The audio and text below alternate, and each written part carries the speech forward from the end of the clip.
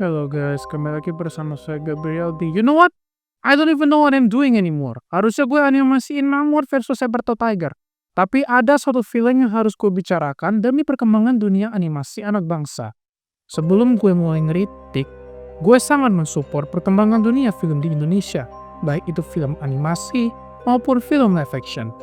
Gue sangat menantikan film dinosaurus tayang di bioskop seluruh Indonesia. Bahkan film sekelas Back in Action gue paling nantikan.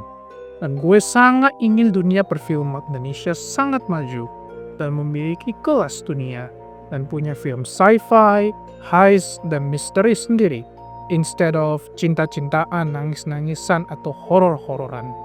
Easy version 65 directed by Joko Anwar, Pacific Rim directed by Joko Anwar, Guardians of the Galaxy directed by Joko Anwar, Five Nights at Freddy's directed by Joko Anwar. Kayaknya sutradara kelas dunia yang standarnya bukan lop-lopan dia doang nih. Ayolah, ada lagi gak sutradara film yang prestasinya sekelas Gareth Edwards atau Michael Bay? Itu nanti dulu. Sekarang kita bahas dunia animasi Indonesia. Jujur, gue sangat salut dengan para produser dan industri untuk banyak sekali animasi-animasi di Indonesia, baik dalam segi film maupun series. Industri animasi indie. Karena sepertinya kalianlah yang niat. Ada sempat gue nonton film sinema indie berjudul Soar. Dan you know what? It got great visual, smooth movements, and simple but great plot about teamwork and not giving up. Awesome. Terus, kenapa industri animasi kita susah maju? Jawaban, lu. So banyak sekali stigma paling ngawur dan mind-blocking yang sangat menghambat perkembangan animasi kita. Salah satunya adalah animasi hanyalah media hiburan untuk anak-anak saja. That's racist. There's no way. I'm gonna just keep it real. There's no way that is like of our culture. Itu pemikiran muncul dari banyak orang-orang yang awam terhadap industri animasi. Banyak sekali manusia yang selalu saja berpikir bahwa animasi itu hanya untuk hiburan buat anak-anak dan juga gak usah dibawa serius. Hey, kalau emang kayak gitu, Primal, Invincible, Batman Killing Joker gak ada. Dan itu film sukses di kalangan masyarakat. Gara-gara pemikiran lu lupa deh, animasi kita yang harus dari tahun ini sudah sekelas Mufasa jadi kehambat. Para pembuat animasi menjadi ragu untuk membuat animasi yang berbeda dari yang lain. Mereka jadi takut kalau misalkan mereka membuat animasi yang punya cerita dewasa dan serius, hal ini bakal membuat penonton bakalan mencela animasi tersebut atau worst to worst, gak nonton. Salah satu buktinya adalah banyak sekali film animasi Indonesia yang tayang di TV dan bioskop, kualitas dan ceritanya cuman bisa ditonton oleh anak-anak. Seperti Juki yang kemarin gue bahas, dan salah satu film yang mau gue bahas sekarang. So, lu mau film anak-anak yang simple, tanpa memperdulikan script revision, moving image visual storytelling, atau bahkan teori film lainnya seperti conflict resolution atau Chekhov's gun theory? Here it is. This is the first of all Indonesia fantasy movie. Yes, that's right, fantasy. Akhirnya perfilman Indonesia ada genre baru, which is sangat disayangkan. Karena sebenarnya dunia perfilman Indonesia memiliki potensi yang sangat besar untuk maju. They could have made a live-action CGI movie about a fucking dragon, but instead fairies are the plot source. Because of you! Semalam gue nonton ini film and it bewildered the hell out of me. And yet, 2.5 stars. It's not the industry's fault, it's the marketing target. Oke, sebelum gue lanjut komplain, ayo kita segi positif dulu. Gue mulai dari karakter design dan personality. Well, for the three fairies, it's adorable. Masing-masing punya karakteristiknya, and it's pretty nice. Zana, sang pemeran utama, dia itu orangnya gigih dan pantang menyerah. That's what I thought. Now Novi, she's my second favorite. Why? I'll get to that. But I like her not in the romantic way. Cause she's like, 8 years old? I like her. Soalnya personality-nya itu lucu, menggemaskan, cerdas, curious, suka exploring, dan seems doesn't scared of anything. Also kadang dia gak nurut sama kakaknya. kakaknya. She's my official favorite. Don't worry, Susie still owns my heart. This is my imagination, so I can do shit. But I promise after this, I won't sim any more women. It gives me a headache. Okay, now Dinda. Dinda is my type of woman. She's the most adorable and the most beautiful fairy I have ever met, followed by her great design. I love your flower bow on your head. Dia baik, dia bijak, dia manis, dia protective. Gue udah tau banget kalau misalkan dia jadi bini gue, dia bakal protective banget sama gue. Dia bilang, stay away from other girls because you are mine. Hehehehe. Dia juga sayang sama adiknya, Sinopi, and of course, dia sayang sama keluarganya. I love her. So yeah, 3 sosok peri itu akan menjadi role model yang bagus buat anak-anak. Love you guys, especially you, Dinda. Now for the rest of the characters, look at it later. Animasi. It's nice. It's Indonesian standard like Aritsukan Pojarwo dan Entong. Remember that? So yeah, it's nice, it's good, and I hope it will be better. Yeah, that's it for the positive. On to the negatives. Musik. Oke, gue tau membuat scoring film sangat sulit, tapi please, is this all you got? Learn how to fly, way up high, you can touch the clouds. You want a simple 4-quality song for a movie? Here it is. Di luar samudra kini dia To the sky by night or by day, it doesn't obey, and neither do I. Strings are calling,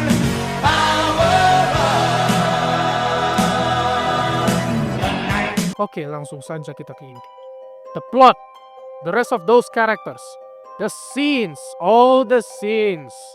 Alright, let's do this, both. Film dimulai dengan sebuah flashback di mana seorang ratu peri kehilangan anaknya akibat banjir besar. What is this, Mufasa? Anak itu sampai di negeri manusia, dan dialah Zana, atau alter egonya disebut Alisa. Anak subang inspiration unlocked. Alisa sedang terpuruk karena dia tak tahu siapa dirinya, atau bahkan orang tuanya siapa. Tapi gue salut sama dia, karena dia gigih. Itu dibuktikan dengan dia yang masih bisa survive sampai sekarang, tanpa diasuh sama sekelompok primata. Suatu hari, dia menemukan sebuah terowongan misterius yang menyala, dan tentu saja itu merupakan portal menuju ke dimensi peri, di mana dia bertemu dengan 2 peri kakak beradik. Yes, Dinda dan Novi. Yes, the best part of the movie are those 2 fairies. I love you, Dinda. Oh ya, sampai satu lagi ada seekor cicak terbang, atau pterodactyl. Gue gak penting spesiesnya apa, tapi please, if you see this character named Katsuki di serial Sohib Surya Bangsa, please, jangan sangka gue melakukan plagiarism. Soalnya itu makhluk dibikin sebelum dia, tepatnya tahun 2021. Also, hey, it was a coincidence. Yang mau gue bahas sekarang adalah, I'm sorry, he doesn't work. I get that kalian mau bikin semacam comic relief untuk film animasi Anda, tapi please, if you wanna make a comic relief character, you got to make him heartwarming. Lah, ini heartwarmingnya nggak ada sama sekali. Lu mau sampel comic relief yang heartwarming? Ini.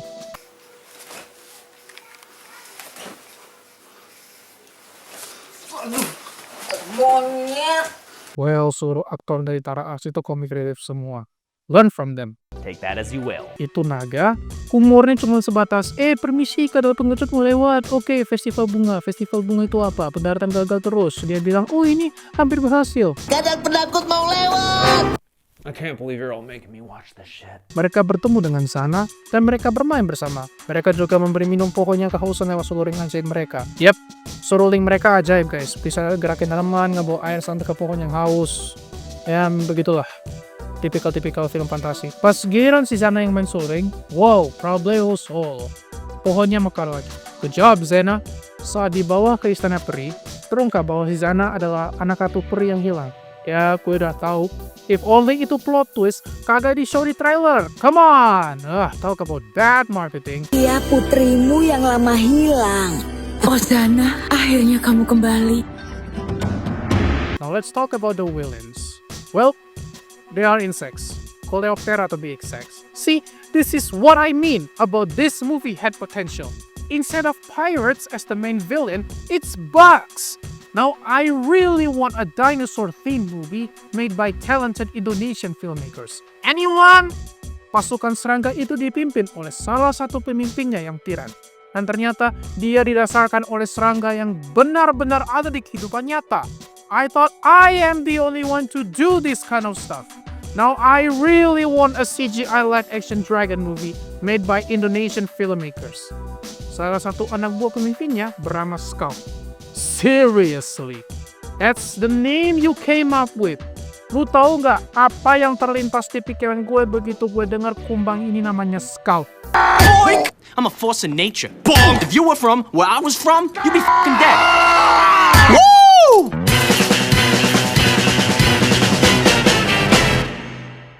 Okay, I can give you a name suggestion. Tom, Jacob, Alexander, Archimedes, Colin, as a pun for Coleoptera. Nice, I'm a clever boy. Him and the rest of the team mengesalkan. Sama kayak geng bajak laut di Shijuki 2. They are tyrannical assholes without concrete backstories about why they wanted to destroy the kingdom of fairies. You see what I mean about stigma orang Indonesia yang bilang animasi cuma buat anak-anak? Semuanya jadi nggak lengkap. Singkatnya, para peri mengadakan pesta sebagai bentuk perayaan untuk kepulangan Zana.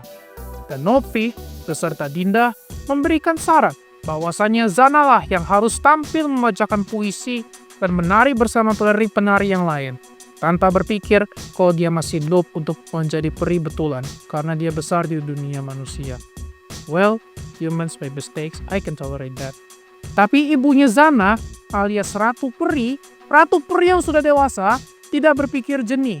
Bukannya menasehati Dinda dan Novi, dia main setuju-setuju aja.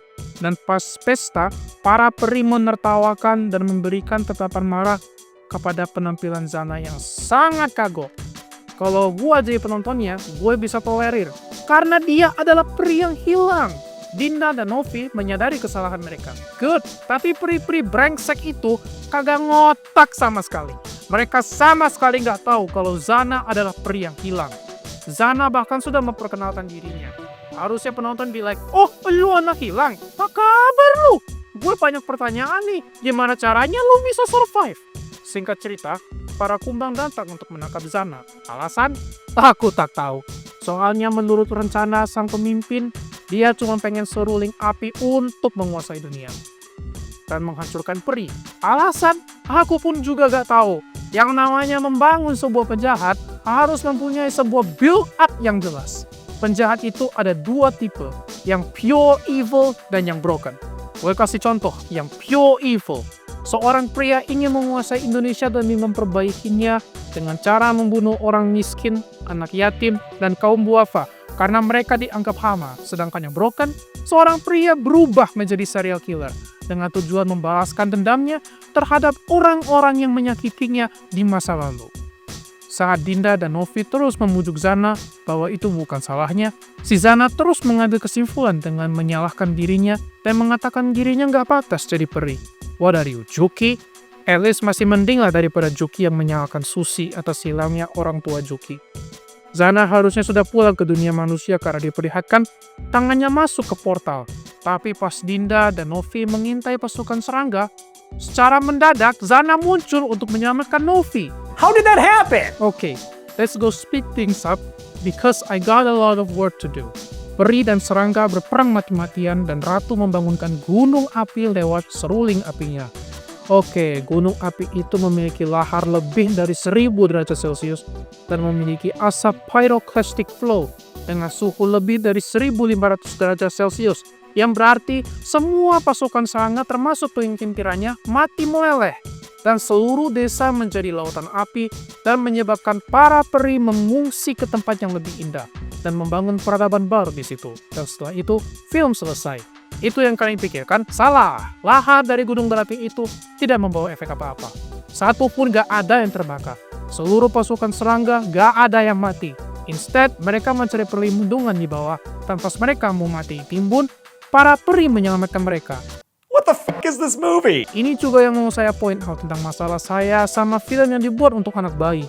Di saat pahlawan beraliansi dengan tokoh jahat yang mengesalkan, itu pasukan rakyat berusaha membunuh para peri tanpa alasan yang jelas. Dan para peri gak pakai mikir mau membangun aliansi untuk melindungi desa mereka.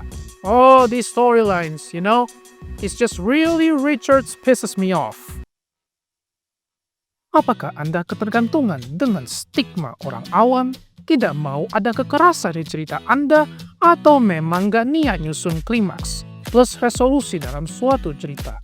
Apabila kalian menjawab iya untuk pertanyaan tersebut, maka jawabannya adalah aliansi dengan musuh. Mau musuhnya membunuh anak anjing, membuli orang kesayangan kita seperti orang tua atau pasangan, atau worse, memenggal anak bayi demi ritual sekte yang sangat menyesatkan. Kita tidak peduli. Aliansi dengan musuh merupakan cara paling family friendly dalam menyelesaikan suatu masalah. Apabila Anda tidak ingin ada darah di film Anda, aliansi dengan musuh, cara terdewasa dalam menyelesaikan masalah.